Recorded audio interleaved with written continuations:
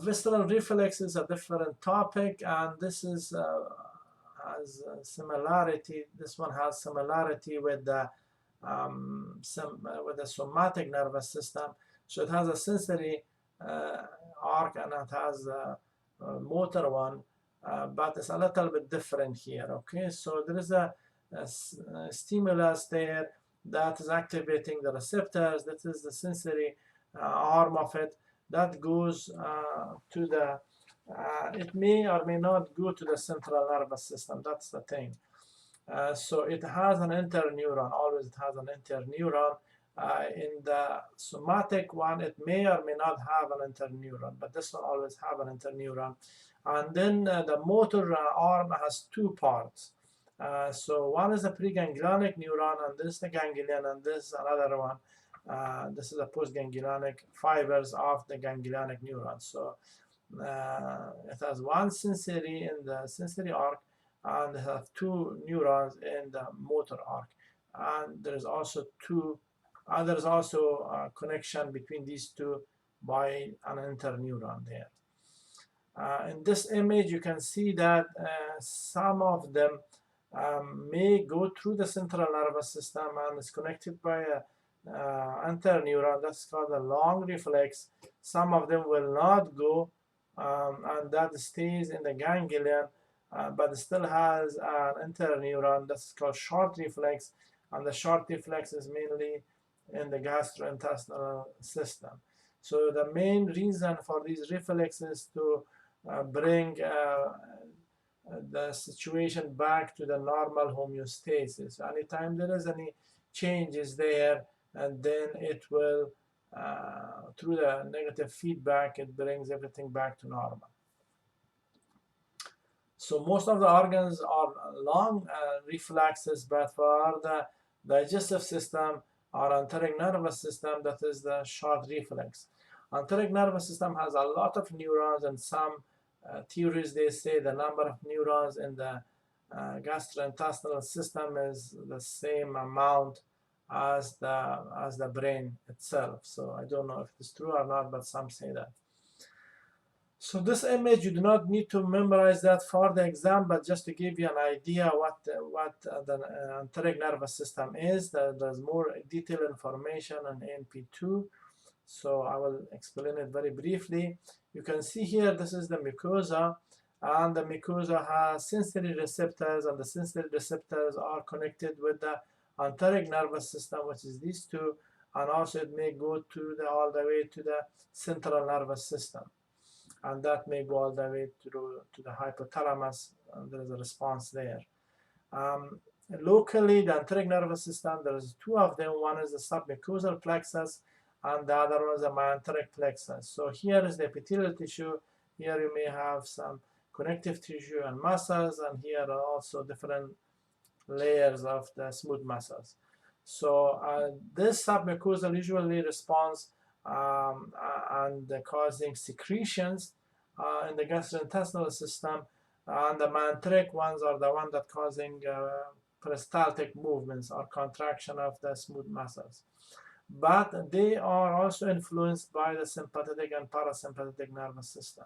So it's a more complex connection. It's not just a basic connection, very complex.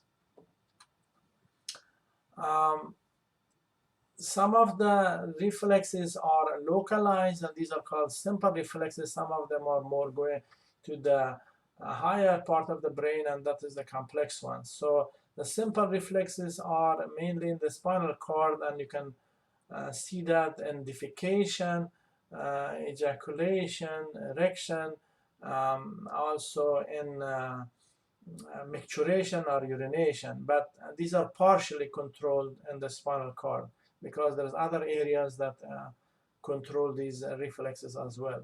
So there's a partial control there. Then is the complex ones that majority of them are in the brainstem. For example, you can see saliva formation, and that is and saliva secretion. That is for cranial nerve 7 and 9, swallowing, which is the cranial nerve 9 and 10, and the digestive secretions that are influenced by the sympathetic and parasympathetic nervous system, and the parasympathetic is supplied by the vagus nerve. The peristaltic movements, which is supplied by the parasympathetic nervous system, the vagus nerve, but again, it's influenced locally as well. And there is also the micturition center is in the brain, and the respiration is both in the pons and medulla, and cardiac and vascular functions are also in the medulla. So brainstem has a lot of different areas that are affecting the visceral functions. Hypothalamus has more complex functions. So for hunger and thirst, there are centers there that is influencing eating and drinking. So if you're hungry, they are stimulating, so you can eat more or drink more, and or if you're thirsty, for example. And once you become full, then there are other centers that blocks activities, so you stop eating or drinking. There's also thermoregulation centers are there, and they are very complex because different parts of the body become active. For example, the blood vessels, the skeletal muscle, the sweat glands become active. Also in the babies, the adipose tissue become active, and there is behavioral responses too.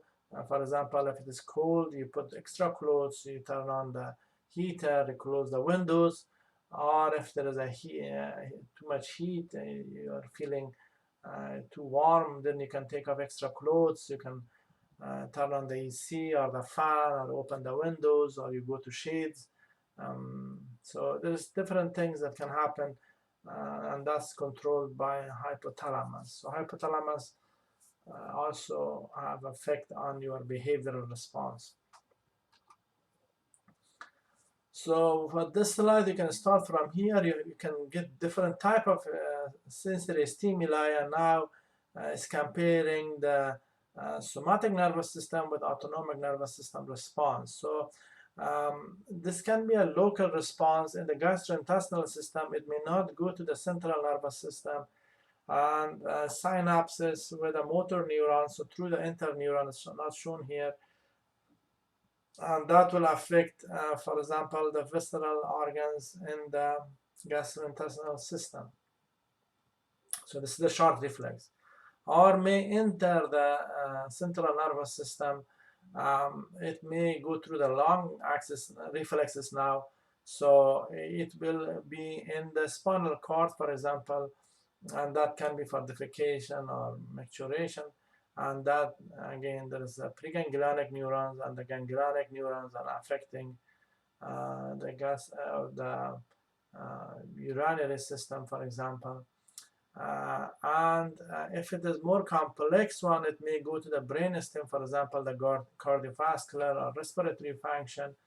And from there, it's even more complex ones, for example, thermoregulations or feeding, that goes to hypothalamus.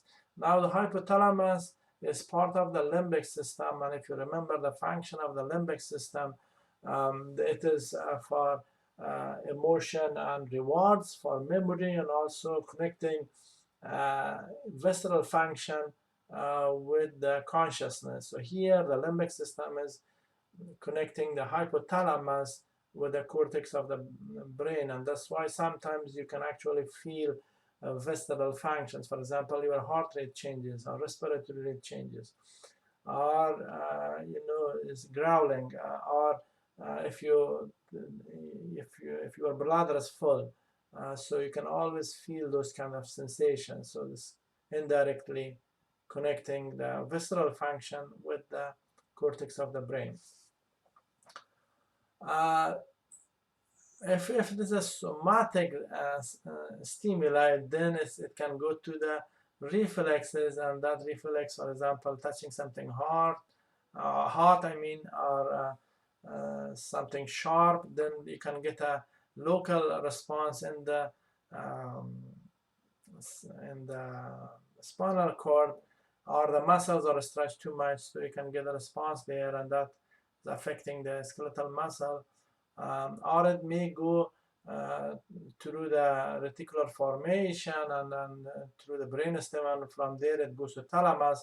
And if the sensory stimuli are really strong, then it goes to the cortex of the brain, to the parietal lobe, and then connection with the frontal lobe, and then the signals are sent back through the corticospinal tract. And also there is other centers in the brainstem that will help for subconscious motor activity that goes back to the anterior horn of the spinal cord, and then it's affecting the skeletal muscle systems. Thank you for watching this video. Please consider subscribing to the channel. If you like the video, please give it a thumbs up.